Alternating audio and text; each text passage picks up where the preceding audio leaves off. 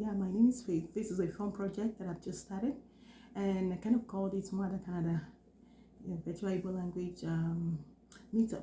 So basically, it is to create an avenue for us to meet virtually and speak Igbo.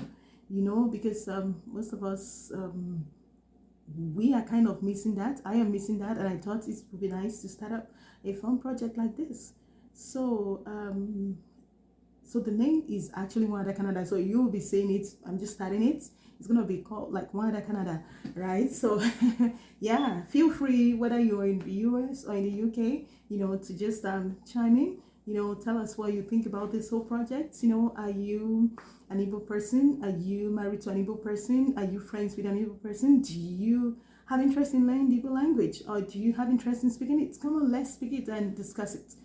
And the nature of this is gonna be basically English and Igbo. So we're just gonna be mixing it. We're not just gonna speak Igbo all through, because some people will actually be lost. They won't even pick, any points there. So the way it will go will be, we're gonna speak English first to introduce what we're talking about, and then we will talk about that whole stuff in Igbo. And after talking about it in Igbo, we will also speak English to explain to people that do not understand that. I do have the details there, so feel free to send in advice if you have and anything that you think will be worth it.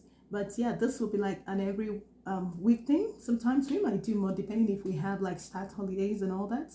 But basically, it's a fun project. We want to just entertain ourselves, sing Igbo songs, dance, encourage ourselves in speaking in Igbo language. And yeah, so that is it. And like I said, it's gonna be just termed like Nwaada Canada, Virtual Igbo Language Meetup. So that is it. Feel free to share with your friends. Feel free to let your friends know. And let us see how we're gonna build this whole community and this fun project. The bind they will know. Ihan Bidorea we hen nakbo Nwaada Canada Virtual Igbo Language Meetup.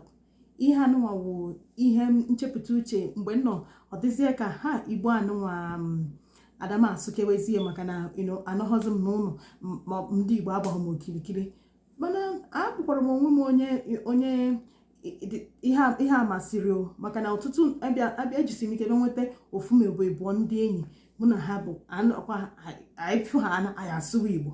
Amaghị na ọ na-eme gị, o nwere ike ịbụrụ onye bụ onye Igbo nke bụ ifu onye Igbo isugo Igbo, nke mbụ mfụ gị bụrụ onye Igbo nsugbo Igbo. Ihe nji asụ Igbo ahụ bụ na Igbo a na-atọ m ụtọ, achọghị m ịhapụ ya.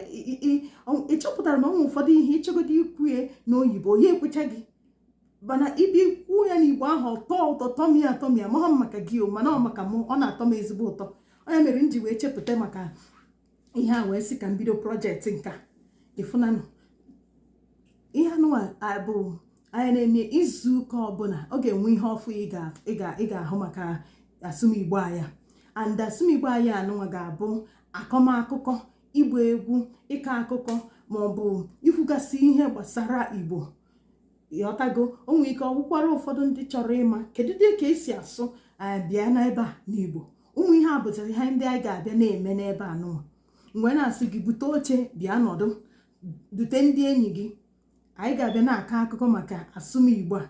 Asụmigbo a dị mkpa, ọbụnadị ụmụazụ, ọbụnadị okenye, ọ dị mkpa na ha ghọtatụrụ ihe a. Ọ na-abụzikwa na amụ egwu Igbo anyị ha na-atọ ka mmanụ aṅụ. O wee wụrụ ya wee asụsụ Igbo anyị a na-atọ ụtọ. And ihe anụnwa m bidokwara bụ ka m wee kwalite asụmigbo anyị a. O nwere ndị ọ dị mkpa ịsụ ya mana ha ama ha ka esi asụcha ọfụma. Onwe ndị ọ dị mkpa esi ya mana ha ama ha ka esi asụchara ya ụmụ ha. Ihe niile anụnwa bụ ihe nnebachara anya wee sị na ọ dịkwanụ mma ka m wee bido ụdịka ihe a. Nke kacha nke wee bụrụ na ka ihe niile na teknụzụ si aga, na ọ wụzi na ị nwere ike ịnọ ihe dịka Toronto gị na onye nọ na Halifax a na-ekwu ịfụna ya. O wee bụrụ na ọ dị mma, so wee sị gị dute ndị enyi, dute ndị oyi gị, bute oche nọdụ. Izu ụka ọbụla ị ga na-afụ ihe a na-akọ maka gịnị Igbo, maka asụmigbo. Igbo amaka, Igbo na-atọ ụtọ. A na-asị ya ụnọ ọ na-atọ ụtọ, amaghị m maka gị, mana ọ na-atọkasị m ahụ. O wee bụrụ ya bụ ndị be anyị anyị ga-ebido one anụnwa nsi wee kọwa ya. Mana ọnụ ụzọ m yi oye, o nwere ihe ọbụla ị chọrọ ịkọwa maọbụ o nwere alụ ị chọrọ ịtụnye maka ihe niile a na-eme, ọ bụ na ihe a bụ ihe na-amasị gị asụm Igbo, biko jiri nwa ahụ anyị detuoro m ya, mee ka m mara. Anyị ga-ewere ha ncha niile tinye na asụm Igbo a ya, maka na Igbo amaka. Ngwa nedo onwe gị anya, jisie ike, ị ga-anụkwa akụkọ m, ị ga-anụkwanụ ụda m n'izu ụka na-abịa abịa. Ngwanụ jisi n'ike ka ọ dị.